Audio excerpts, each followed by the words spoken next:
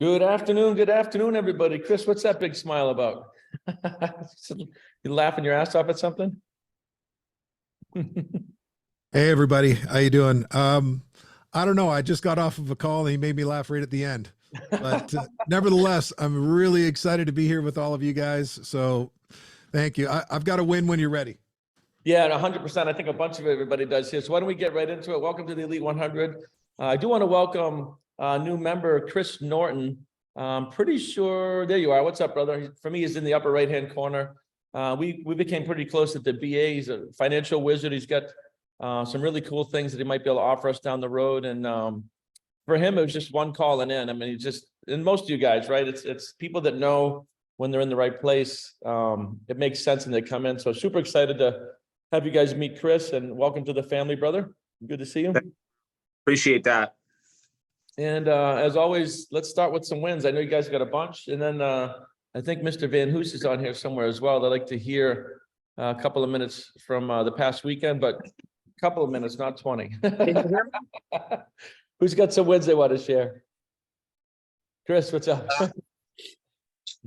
All right. Well, speaking of Van Hoos, and I'll keep it to 2 minutes or less, just spent a life-changing weekend with Dave. I knew it was going to be good going into it, but he literally exceeded every one of my expectations. It was a 3-day speaking boot camp, and he taught us all the mechanics of speaking, all the subconscious information that we need to sway the crowd.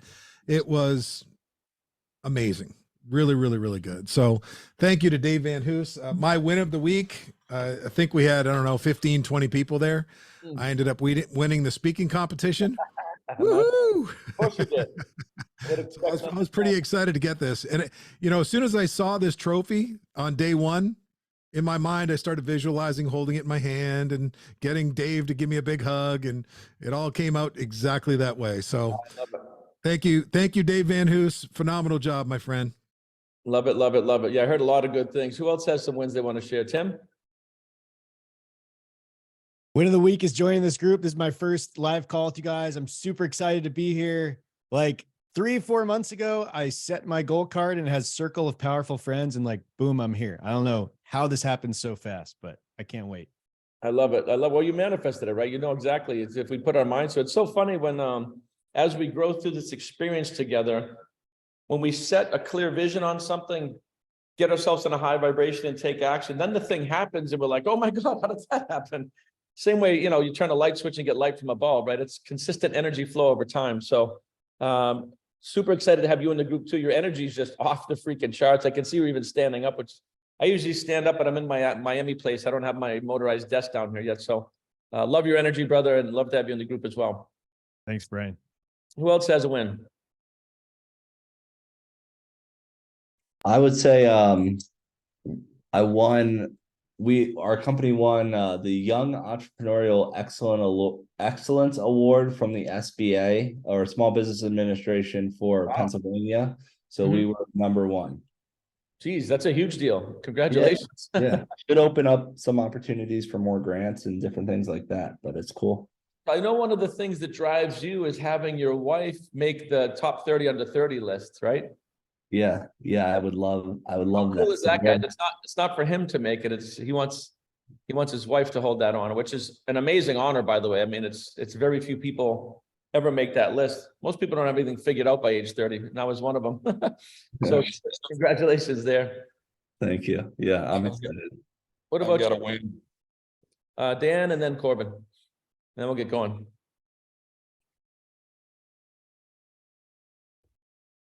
I'd like to echo Chris. Dave Van Hoos's boot camp was just phenomenal, and just attending that and facing a fear of speaking was a huge win for me. I love it. Yeah, that's one of the biggest fears. I think it's the #1 fear. It's fear of speaking is above like fear of death, fear of burning to death, and some other things. It's like the #1 fear in the world. It's pretty crazy. Corbin? So all the paperwork for the IRS for Footprints Forward Foundation is filed. And, I'm about to have even a bigger win tomorrow with our mastermind session to really dive in and figure out what our our program is going to be, and to really operationalize the mission, and create what I call the minimum viable product. I'm sure that 3 years from now, what we create tomorrow will look very different after we get feedback from the kids and everything, but I'm excited to have something to start, launching and going out and finding some kids to go through our first pilot program. So that's happening tomorrow. I think you sent out a link to I that. did. Can you put it in the chat here again? It's tomorrow from like 10 to 2. And we're gonna have like a 4-hour mastermind session, guys. So if you think you have any input at all on Corbin and I's dream here, I've jumped on board as well.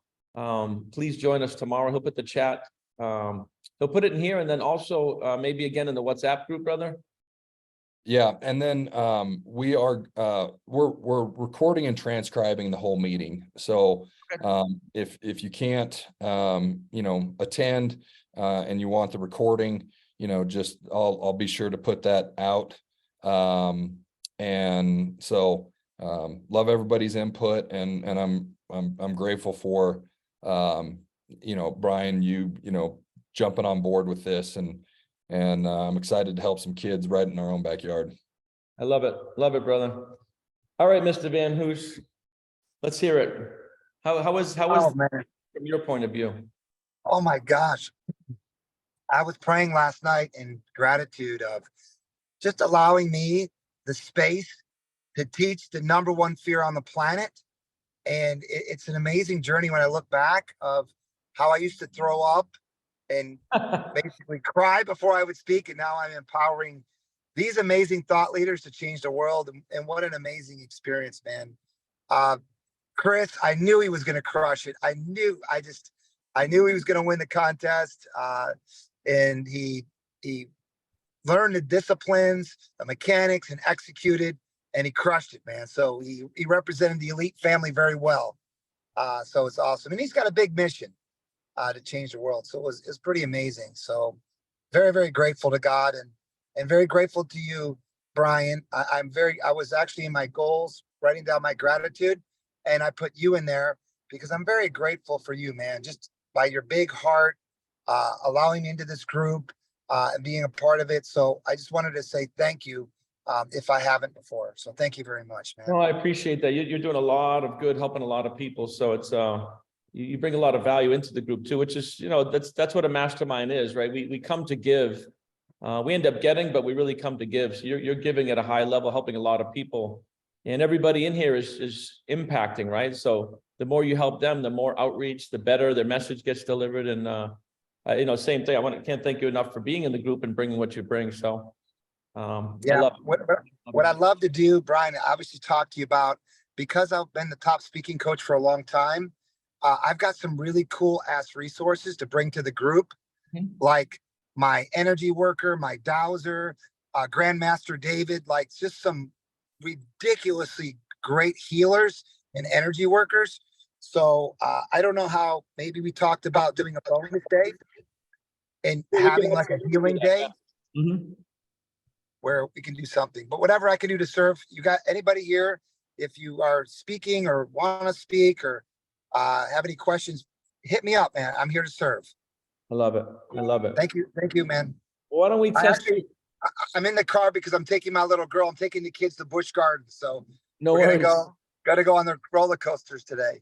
Nice. No worries. No worries. Well, why don't we do this, guys? Why don't we test out Mr. Patterson's speaking skills by having him lead us in the mastermind principles, and then we'll get going into today's agenda. I learned speaking skills, not reading skills, but I'll do my best.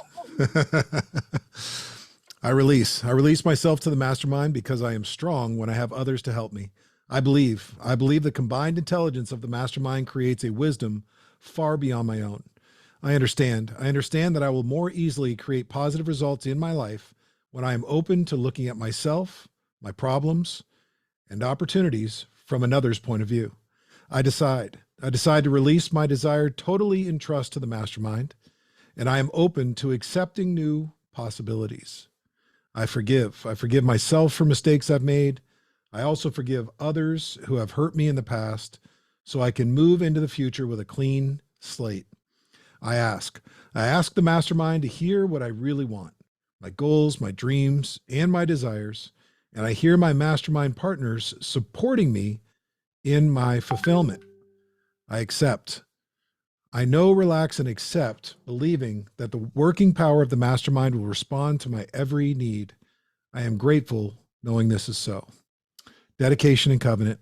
I now have a covenant in which it is agreed that the mastermind shall supply me with an abundance of all things necessary to live a success-filled and happy life. I dedicate myself to be of maximum service to the world and my fellow human beings, to live in a manner that will set the highest example for others to follow, and to remain an open channel of God's will. I go forth with a spirit of enthusiasm, excitement, and expectancy. Well done, brother. Thank you so much for that. And for me, the most powerful part of that is to remain an open channel of God's will. That's something that as we continue to do that, life just gets easier and easier, right? The law of non-resistance. So I love that. Awesome. Well, as you guys probably know, today is a hot seat for Mr. Dalton Crossan and his business partner. He's going to jump on and share some stuff with us in regards to a real estate opportunity. And I think it's going to be an opportunity for us, but I also want you guys to put your thinking hats on not just our group here, but how do we, open up our hearts and souls and networks to help them expand whatever it is they're going to present. So Dalton, do you guys need screen share? Yes, if you could make Alon the host, Okay, he'll be doing the screen sharing. I'll do that. And why don't you come on and just, give everybody here a little bit about your background, because we have some new members, so they know who you are and how you got to where this is, and then what we're gonna go through here. Absolutely. Yep. I'll come on, kick it off. And first of all, everybody, you can guys see Alon Avgi. This is my business partner, as well as two other gentlemen we're in business with on this real estate venture, which he'll get into, deeper. Obviously, it's, I'll kind of tell the story of how the whole thing came together. A little bit of my background. I know you guys, a lot of people on here know it, but for the few new people, my everyday business is with a risk mitigation family office here in New York City. So we do insurance, at all levels: life insurance, property and casualty insurance, tax mitigation, things like that. And the founder CEO of our company, who's also a partner with us, with Alon and I, in this real estate venture, his name is Bobby Hotaling. You guys will probably meet him at some point. I'm sure he'll join us at one of the retreats, at some point in the future.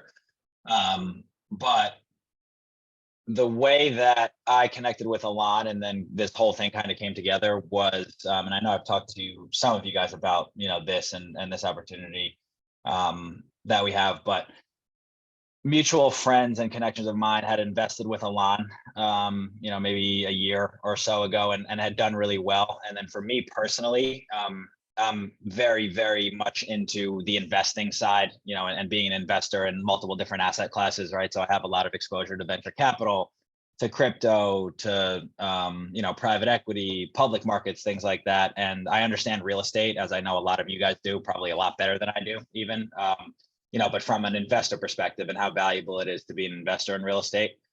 So that was something that I was looking to get involved in. Obviously, that led me to meeting Alon. I loved Alon's energy and his track record and everything that he had built, with his company, which he'll obviously get more into when I kick it over to him. But that led me to introduce Alon to Bobby, who, for those, obviously everybody on this call doesn't know Bobby, but I'm sure some of you have heard me talk about him, and some of you have met him at the Board of Advisors Mastermind.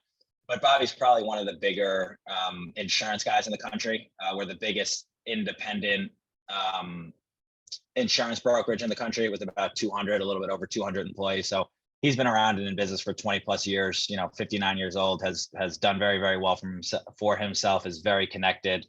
And that meeting with myself, Bobby, and Alon turned into 2, 3, 4 meetings. And then ultimately what happened was we decided to partner, the three of us, with one other gentleman who sits on the board of Douglas Elliman's commercial real estate division up here in New York. So he's probably the biggest commercial broker on the real estate side in New York, and more specifically Long Island, which is where we're all from. So that led us to partner, because each one of the four of us kind of had a different skill set and brought something different to the table, that the other didn't necessarily have. for a lot of different reasons. So we decided to ultimately partner because we felt that, we formed a great team and there was going to be a tremendous opportunity for a lot of these distressed type real estate deals to be had and to be found because of the fact that obviously where we are with interest rates, right? And people buying a year or 2 years ago at 2% interest rates and, using a lot of leverage. And now we're at 6, 7, 8% interest rates, right? So there's a lot of opportunities and Alon will dive deeper into that. He's built a phenomenal team of about 25, 30 full-time employees, and an infrastructure to get a lot of these deal sourcing. And deal flow is definitely something that him and his team are very, very strong with. So the opportunity is we're raising and have already raised a decent chunk of it. We really just kicked this off a couple of weeks ago, maybe, and just got the paperwork and the PPMs back from our attorneys, probably a week ago. So we're in the beginning phases of money raising. Already have a few deals in the pipeline, and actually I think 1 or 2 under contract, if I'm not mistaken, Alon. But we're raising 50 million to go ahead and acquire, multifamily and commercial, mostly, industrial mixed use real estate. And a lot of the deals that we're seeing and the deals that Alon has been very, very good. His track record speaks for itself. I think over, the last 6 or 7 years that he's been in business, he's gotten about a 30% net IRR and about 11 or 12% cash on cash. So, he has the track record, has the team in place, and Bobby and I, obviously that was the reason that we partnered with them. So without further ado, I'll kick it over to you, Alon, and you can get, deeper into the strategy, side of everything. Obviously that is not my area of expertise whatsoever. So that's, go ahead, Alon, I'll kick it to you. Hey guys, Dalton, that was a lot of hype, man. I appreciate that. That's, I don't think anybody's ever put me up that much before. Hey. So guys, I'm Alon. I bought my first property when I was 21 years old. I started with a single family house in Long Island and a hard money loan. My parents had a furniture store. They hated retail. They begged me to help them get out of the furniture business. They suffered immensely over the years with Wayfair and Overstock coming into the space and just destroying basically the retail space in furniture and a lot of home goods. So I promised them I'd get them out of the business. I wasn't doing too well with these startups and e-commerce things that I was launching, but just like most of you probably are, I'm extremely entrepreneurial and opportunistic. So I decided to build an infrastructure around finding good deals. As I was learning about the business, I realized that without a good opportunity, there is no money, there is no people behind you, there are no banks, nobody really cares. So 20-year-old smart Jewish boy from Long Island decides, you know what, I'm going to get into real estate and borrow money at 14% to make it happen. So fast forward to now, I would never borrow 14% again, but it worked out. And I'm borrowing, of course, like everyone else in the space at 4, 5, 6% now. So I built this team of people around finding really good deals. I started with buying a house and I realized that I don't have much money. I had $40,000 at the time. And I was scraping that together by just hustling around and managing people's social media and doing all that good jazz. So I realized I need to get my money out as fast as possible in order to keep rolling and doing more deals. So I had to buy very good deals so I could liquidate very fast. But then on the other side, I said, I want to build a 100-year business model where I don't have to flip these properties. I can continuously own this stuff and keep bringing cash flow for life. So I'm never in the situation that my parents are in, where I hate what I do and I don't want to keep doing, whatever it is. I want something that I can move on at any given time if I want to. And that's where the rental space, I found myself in the rental space. From that first house, I'm at about $80 million in rental properties now in the last 5.5 years. It's pretty nice. I think I could 10x that, but it's not so bad. It's built myself a good life and a good infrastructure to build a big team around me. Dalton and I ran into each other as he was good friends with investors of mine. He said to me, what's your biggest problem? And I told him equity. I'm raising all the money I can. I'm taking as many loans as I can. I'm buying these really good opportunistic deals. Every deal has an angle. But my biggest issue is equity because I don't have enough money to keep growing. This is all mine. I can't keep buying and not selling without the equity necessary. So we came up with creating this fund together where I have this infrastructure finding incredible deals. I mean, I just did a deal 7 months ago where we bought 29 units in Northport, Long Island, retail at the bottom and apartments upstairs. And it was a mismanagement nightmare for this family. So I took it off their hands and I refinanced $5.5 million within 7 months and got my investors all their money out, and we're reaping the benefits of the cash flow for life. That's basically the high level piece of the business model. And I love this business, man. I mean, every day is exciting. It's like every new deal is a new business plan, a new business opportunity. So it's all around finding the deals.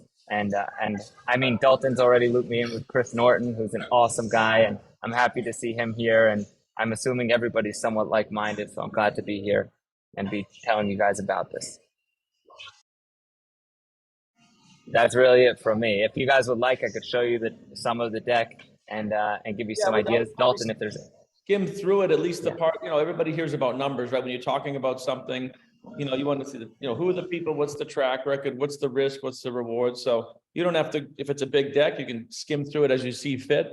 But I'm Yeah, sure. Lon, I'd pull up the deck, yeah, and just go through, some of the numbers, some of the more recent deals. If you want to pull up the, and explain some of the deals, and so everybody kind of has an idea of what kind of deals, right? Because they're and get into the fact that, right, so one of the things that I've learned, and obviously I'm learning as we go from the real estate side, guys, I don't have experience in it, which is obviously why we partnered with Alon and his team who are going to do all of the day-to-day from the deal sourcing, the property management, the bank financing side, right? So we're more so helping on the money raising side and the connecting the dots and leveraging our powerful networks, Bobby and I.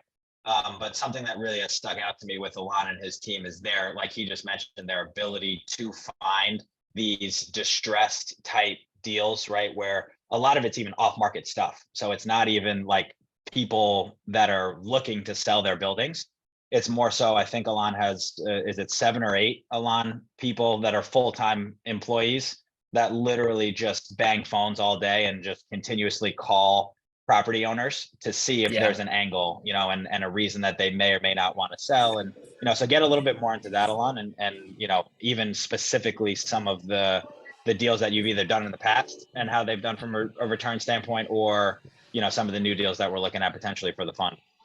awesome. So that plus the social media is a huge way that we find deals. I have 7 full-time people in-house, girls and guys, that are cold calling all day long looking for new opportunities. And on my social media, I put out a lot of challenges, like $100,000 commission challenge if somebody finds us a deal in these metrics and this criteria. And we've paid out about 6 of those, which has been phenomenal. I mean, believe it or not, a 14-year-old girl found me through TikTok and found us a deal in Long Island, New York. And pretty cool stuff. Totally different angle on social media. I have a cameraman. He follows me around. I make videos every day, and I'm very active.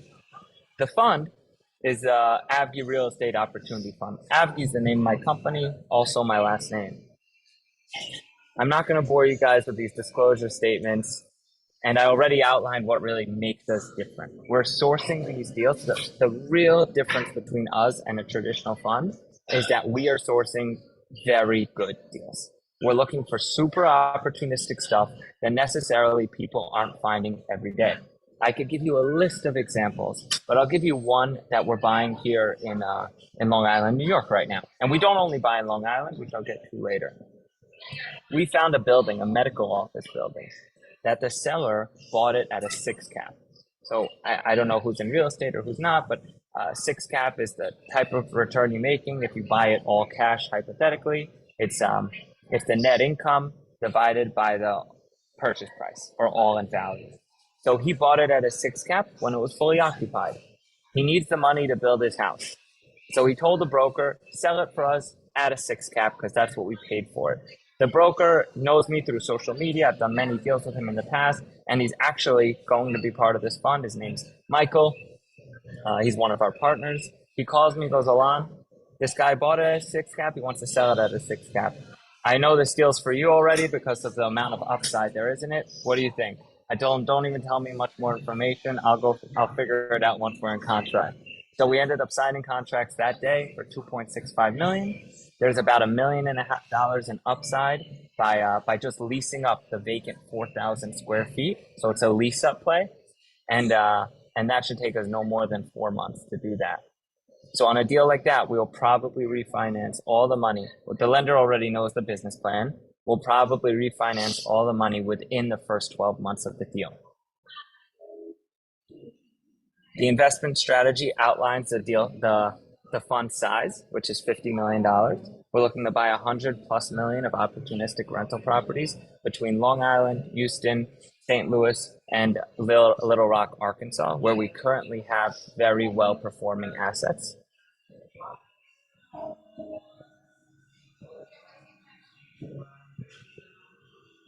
Here are the fund terms.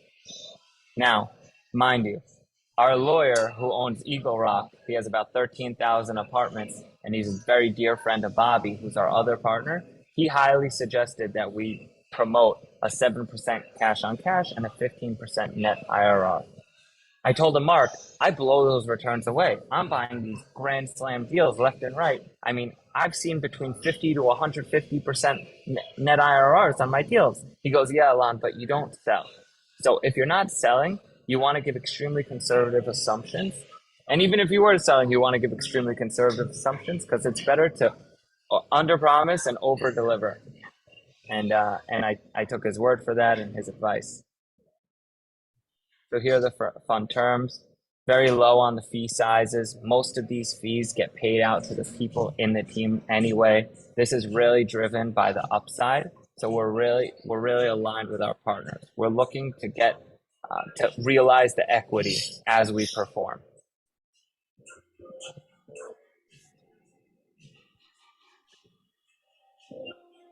And if any, I don't want to bore you guys with this basic the filler stuff. So if you guys have Yeah, I was any gonna say, if questions- anybody has questions in the Probably interim. Yeah, I would scroll up to those four, there, right there. That's probably what, right there. Yeah. This is probably what people are now. It sounds like there's an annualized return. There must be exits. Like when you exit, what happens, things like that.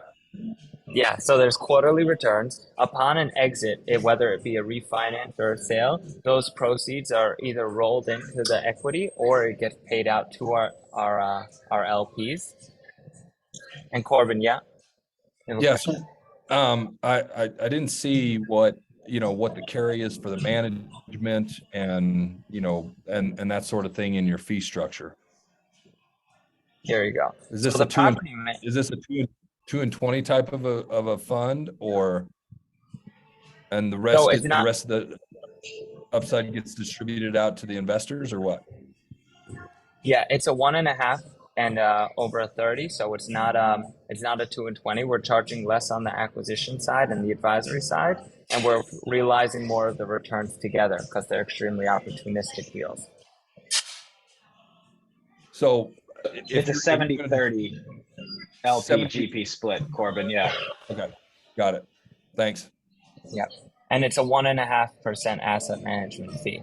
So we don't keep that management in-house when we go out of state. I actually typically disagree with most family offices that do that because I don't think they hold a competitive advantage. It might sound great, right? Like we manage in-house, but realistically, there's local people that know the local atmosphere much better than I would, and I think I'd rather let the professionals do what they're great at and pay a premium for that in order to make sure everything's successful.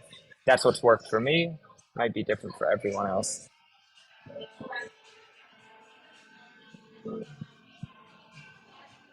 The investment highlights basically outline what happens when we refinance, when we sell. Within the first 3 years, we roll that equity over into the fund. So let's say that Brian puts in hypothetically $500,000.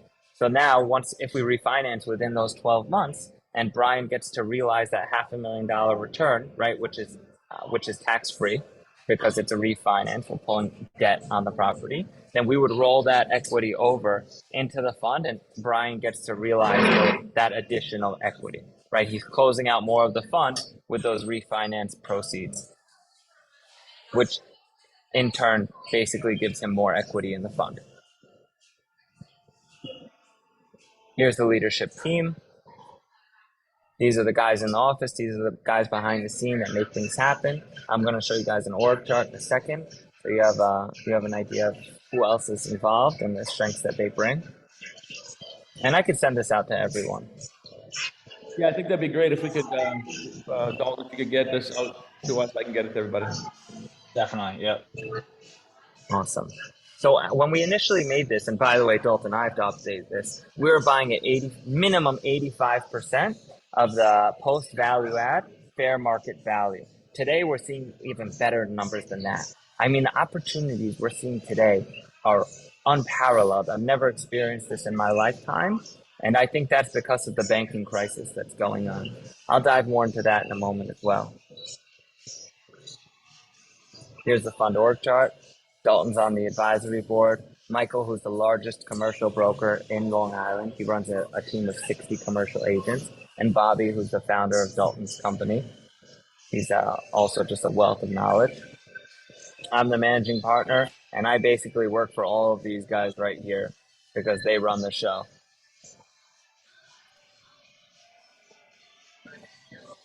And that was one thing I'll add to Alon, who's obviously not on here. Alon glossed over it previously. I don't know if anybody picked up on it, but our attorney, and now obviously because of the relationship that Bobby's had with this individual named Mark Seelig, he's like, I mean, Alon can call him, and I think has called him at 11 p.m., 1 a.m., like whenever he needs him for advice.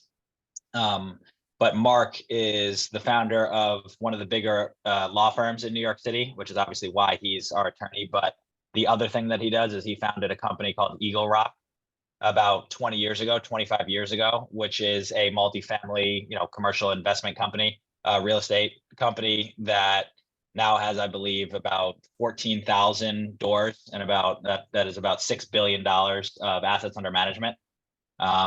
They actually just partnered with Stanford's endowment fund for their most recent fund that they raised. I think they raised about $185 million in a week and a half. So they've produced, 18, 20, 22% rates of return for the past 25 years. Obviously has been there, done that. And essentially that's exactly what we're looking to build over the next, 1, 2, 3 decades. So to have somebody like Mark that Alon can pick his brain and obviously be very close to our entire operation is invaluable. And he's really doing us a favor because he's Bobby's best friend. He doesn't need to practice law or any of that jazz. The guy's got more apartments than I could count in a lifetime. Here's our advisors, the handsome and one and only Dalton, of course. And then what's really cool is our markets. So all of these markets I've grown into over time by myself and through learning about the markets. People say, Alon, why would you be in Long Island and Little Rock? What's the correlation? And I've been introduced to these markets through friends of mine that are already investing successfully there. So utilizing their infrastructure, their people, their connections has helped me grow in these places. Believe it or not, I am absolutely crushing it in Little Rock, Arkansas. Collections are through the roof. People are super happy. It's a very easy place to navigate in business, and they're not animals like they are in New York. Long Island is our backyard, so we find a lot of success here because we have a huge team here of deal sourcing experts and equity experts. So people are roaming the streets every single day looking for that next opportunity in Long Island, which gives us an edge on being really quick to act. Houston, St. Louis, and Binghamton have happened to do deals in those markets over time.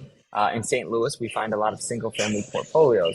So we buy 10 houses, 20 houses at a clip from believe it or not, like average day people, like a plumber who's built a portfolio of 20 houses over the course of 20 years is using it as his retirement fund. And we basically buy everything in one shot from him, take over that portfolio, which gives us economies of scale. And we're no longer renting to, my daughter's babysitter. It now becomes a tenant that we can realize some value in and fix their place. And it's a typical win-win. Here are some case studies. Mark, our lawyer, made me change this from IRR to cash on cash because the IRRs were just way too high, and he said it would look unrealistic. But all of these properties, which I still own all of them today, if we were to sell them, like Cabot, Arkansas, we just got an offer. We bought it under a year ago, and we would realize 100% IRR for our LPs. Every single one of these has been an absolute grand slam, and mind you, they were sourced off market. They were sourced extremely as opportunistic deals. They all had an angle that we played on. Alon, can you do me a favor and explain? I'm sure a lot of people know the difference, but I actually just learned from a real estate perspective recently. So I'm sure there are a few people that might not be clear on it. But can you explain the difference between cash on cash return and then net IRR, and like how, you know what I mean, how we go from a much smaller number to a much bigger number when you're talking about a net annualized IRR over a longer period of time? Yeah. So, and from a high level, cash on cash is basically like you put in $1,000. What are you making on that $1,000? Right? Every single month, over the course of a year. So if you're making $100 a year on your $1,000, you're making 10% cash on cash. An IRR is basically dividing the amount of money you made by the amount of time that you were in the deal on how much you invested. So let's say you invest $1 million and you make $1 million and you were in the deal for 5 years. So without calculating net present value or any of that stuff, you have a 20% IRR. You made 20% a year over the course of 5 years on your $1 million. Does that make? And I'll add to that too, just in the way that I understood it, obviously being a newer real estate guy, right? Because I know that, Alon does this stuff in his sleep and can probably, talk about it quickly. But with the strategy and kind of the things he's getting into, with the buying these really, really distressed, opportunistic type deals and looking to cash out and refinance within, whether that be 12, 24, 18 months, something like that. The way that I understood it when I was first explained to it by Alon, and I like to think super, super simple. I like to keep everything as simple as possible, especially, obviously, as you all know, when I'm going through the insurance stuff, I know I mentioned that as well. But if I put in, $1 million and the deal has the opportunity to be refinanced within 12 months, like he was saying, I would get my $1 million back, right? Where I'd get whatever the number is, 7, 8, 9% of the cash on cash every quarter, right? So I'd be getting that $60,000 or $70,000, $80,000 on my $1 million in the form of a distribution, or actually divide that by 4, right? Because I'd be getting that over a year. If it's 8% cash on cash for the year, I'd be getting 80,000 for that year. But then ultimately at the end of the year, if the cash out refinance is done and we can take out all of the equity to pay investors back in full, I get my $1 million back. So now I'm completely whole. Obviously still own equity though in the property that I can continue to just cash flow and get those quarterly distributions moving forward. I can either take that $1 million back out, right, and do whatever I want with it, go invest it in something else or just hold it in cash, or I can recycle it back into the fund so I own more equity. And then that would just make my cash flows and future refinances that we do on the properties bigger. Right. So that's how I kind of think about it, how my brain rationalizes it, where you're getting smaller checks every quarter in terms of whether that's, 8, 9, 10% cash on cash, depending on the asset. And then the big checks come when you either do a cash out refinance, and cash out refinances can be done more than once, right? So if I do it the first time, get my money back, and then 5 years later, 6 years later, obviously the renters have been building that equity back up. We can go and pull out, more cash if it makes sense based on rates, based on, all these other factors, to get bigger chunks back to the investors, and that's how you calculate that net IRR, right? Where we might be getting 8, 9, or 10% cash on cash in terms of the monthly or the quarterly payouts in terms of the cash flow side of it. But then when you add the cash out refinances or the sales of the assets, I could potentially be looking at more like a 20, 25, 30% net annualized IRR, right, over a 3, 5, 7 year time period. It was a good explanation. That Well said. things up for me too. Alon, Tim asked, how fast do you typically try and pull out the initial? It's a deal by deal basis. So on a development deal, you're not pulling out money very fast. But on a typical acquisition, we're pulling out money between 6 months to 2 years. The rate environment changed. Everything is changing. So I can't make any promises based on the direction we're heading. Banks, I think, are going to get tighter and tighter.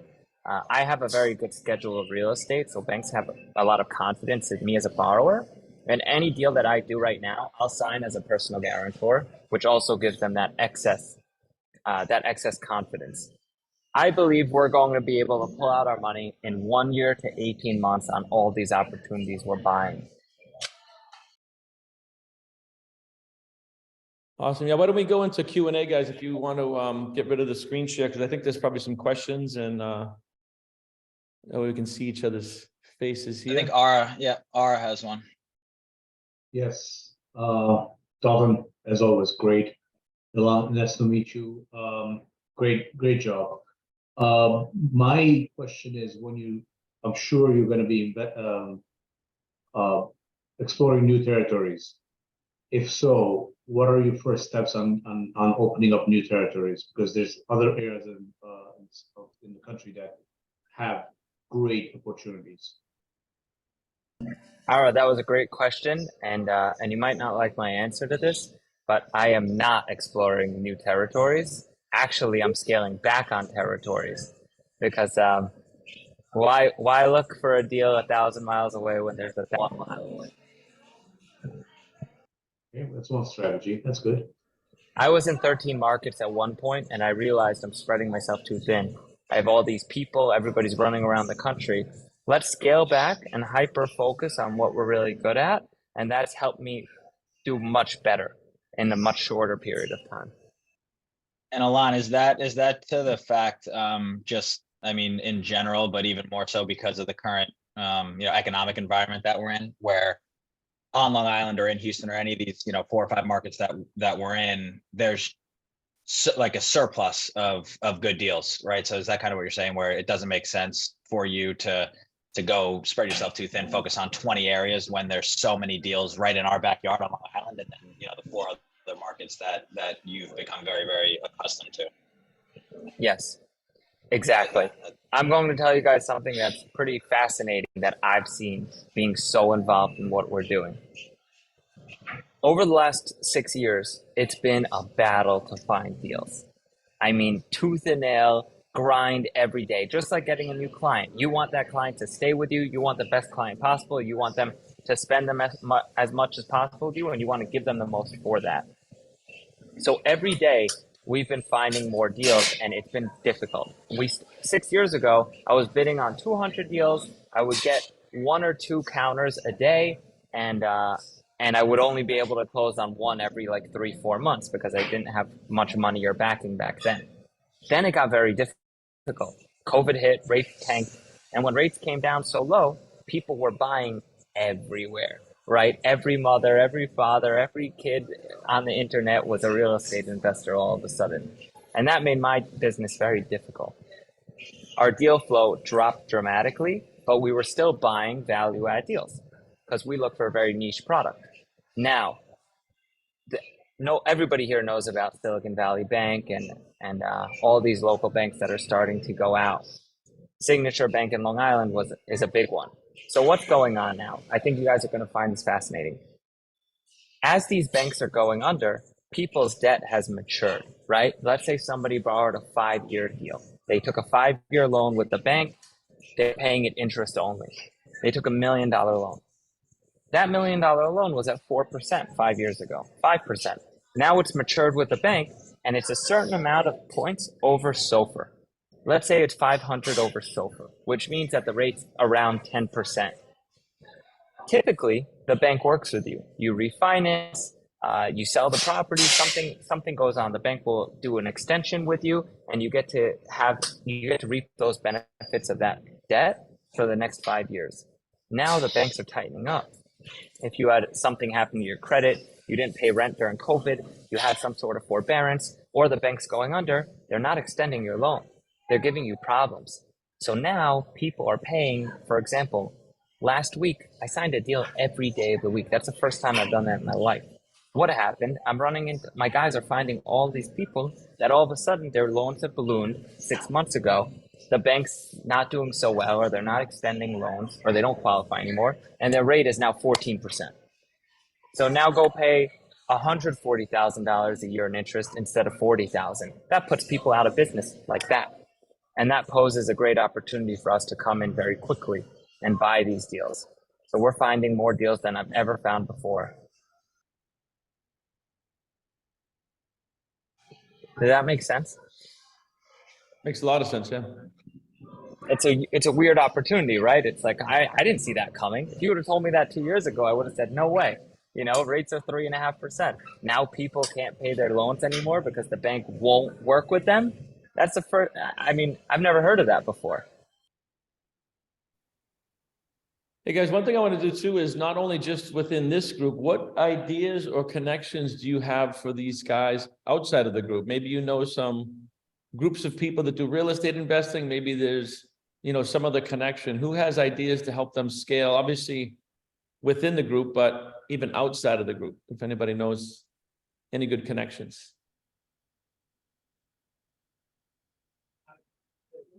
Anything come to mind?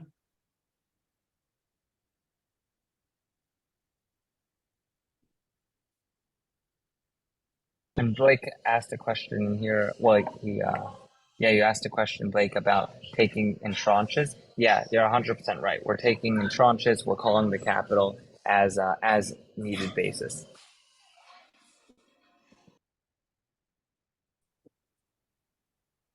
Anybody have any other questions or on Brian's point? I'm thinking of, well, actually Matt and Yun are not here, huh? There might be, there's somebody that came to mind. I'll have to get the replay of this to them. Because, oh, there she is. I was We gonna are say, where are here. you guys? Yeah, I know. I was actually texting in the chat because we just got into town and I'm actually here with my dad, so I gotta leave. But great presentation, Dalton and Alon. I would love to chat offline because we've been doing the same thing, and I think there's a lot of things that we can actually collaborate on, and I could probably help you out with some things as well. So can you guys connect offline? Dalton, you know how to get a hold of me? Definitely. Yep. Yeah, and I'll reach out to you offline for sure. Awesome. Thank you, everyone. Awesome. Well, great job. So yeah, if you guys could follow up with the slide deck so I can get it out to everybody. Val, what's a good address, email for them to send that to? Oh, you're muted. Muted. You can send it to mine if you want, if that's okay. You want to put it in the Perfect. Yeah, Sure. and then I'll share too. There's a few other things that that Alon didn't share, but that was just the like entire fund deck. We also have a smaller, 2-pager that's not as long, obviously, and a little bit more straight to the point, and then 2 other decks that are 2 deals that are currently in due diligence on Long Island for the fund. Obviously, if the due diligence goes well. Yeah, I'll send it to you, Val, and you can distribute it. Perfect. And then if anybody's interested or has feedback or anything, obviously, you always reach out to me via cell, email, whatever, and we can, set up calls offline or do whatever. But, definitely appreciate everybody's time and listening. Awesome. Yeah, great job, guys. Very informative. Looks like a really good deal. And you answered most of the questions I had, because obviously, right now we've been told by a fairly reliable source, at or near of high of a market you don't want to be buying, but you guys answered that because you're not just buying open market deals, you're getting things where people are in trouble. And the way you described how the banks are causing these situations makes sense to me. So Right. yes. For some reason, my messenger is hooked in with Tim and I can't get off of his messenger. So I just want everybody to know you can just email me. It's just Valerie@matrixsuccessnetwork.com. Click on where it says Tim and change it to Yeah, it's not letting me for some reason. It's Perfect. We got it. Tim just forwarded. So cool.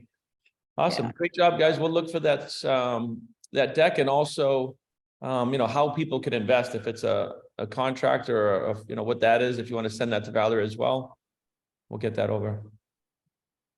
Perfect. All right, everybody. Awesome. Anybody Great to meet you all. Last comments for these guys before we wrap up? All good? Yeah, I guess I got one. One way to realize the liquidity event for investors, obviously, is rather than refinancing, is to flip the properties. And based on the volume of deals that you're now seeing, it seems like maybe there's an opportunity to stay short-term, cash out via a flip rather than a refinance, and not hold these deals in a portfolio until maybe the real estate market kind of settles down and we feel like we've hit a bottom. So I'm kind of curious. It seems like most of your track record has been as the market has had a tailwind behind it. And I know that led to a lot of competition. So fighting tooth and nail, as you said, for deals when everybody and their mother thinks they're a real estate investor is not, I'm sure, was not fun. And now that all of those sort of armchair investors have exited the market, no surprise that you're finding greater deal flow. But how has your strategy changed as we've started to enter this down market? And do you think there's an opportunity to flip some of these deals rather than hold them all? There's definitely an opportunity to flip, no question. I think as we're doing much more excess deal flow, that'll probably be a liquidity event that we're going to have to entertain. And that was a good point, Blake. I actually loved competing when it was more difficult. I had way more fun because now it's just coming really easily, all this deal flow. I've built this infrastructure of underwriting and a workflow that has worked out so well, even when it was really tight, that now it's almost, I almost feel like it's too easy. I'm looking for deals with a lot of meat right now. Deals that I would have done a year ago that had good cash flow, that were also longer term, I wouldn't do necessarily today because I'm looking for substantially more upside going into a downturn. That way, if there is a much larger correction coming over the course of 1 to 2 years, which I think we all foreshadow, I want more room in there. So rather than timing the bottom, we're buying these deals with so much space in them that we're not going to get very badly impacted when we do hit that bottom. Very cool. Yeah, it's a great answer. Even as a family who's got sort of a bearish thesis around real estate, we do acknowledge that there is always a deal out there somewhere. And if you're just that gifted at finding them, then I totally support you, and I can imagine you'll have great success. Thanks so much. Awesome. Yeah, great question. I was wondering the same thing. But it sounds like everybody else, where the market's going. It's just you're really making sure that deals are so juicy that they can sustain some short to medium term downside. So I think, yeah, that's one of the things. The last thing I'll just add is Alon and I were at a dinner 2 or 3 nights ago. And again, as you guys all know, as I said multiple times already, I'm learning throughout this whole thing, when it comes to just real estate in general, right? I'm very new to it. But we were with a bunch of very, very high level, real estate investors and professionals at this dinner. And Alon was going through all these deals that he's finding and the infrastructure that he's built from the deal sourcing perspective. And all these guys, and I'm talking guys that are in their, 40s, 50s, 60s, have been in the real estate business for decades. We're like, how are you finding these deals that are this good? And again, I don't know the terminology, but he's throwing all these terms out there, right? 6 cap and this and rates here, and we're inheriting the debt and like all this stuff. And these guys were just like, I can't believe that you're finding these types of deals, which I just think is a credit to what Alon's built with his team and, the deal sourcing side of things, where he is finding these deals that have so much meat on the bone, that at the end of the day, if we do see, which we most likely will, I think, like Alon said, everyone's, in agreement on that, where the real estate market definitely will continue to come down. We'll see for how long and how much. But there's so much room in these deals. And if there's not, when we go through the underwriting process, or when Alon and his team goes through the underwriting process, we don't do the deal, right? Unless there's that much room in it so that we're not, hugely impacted and can still generate good returns, over the course of time. excellent. Well, great job, guys. Hopefully you get some good feedback. Send that stuff over and we'll see who has interest. And if anybody does come up with like another group of people or something that can help these guys out, please connect with Dalton and get that lead over so he can realize the full potential of the mastermind group here. Great job. Perfect. We'll see everybody next week. Until then, be well, God bless, and we'll see everybody soon. Thanks, guys. Bye, Thanks, guys. everyone. Have a great day. Guys. Bye.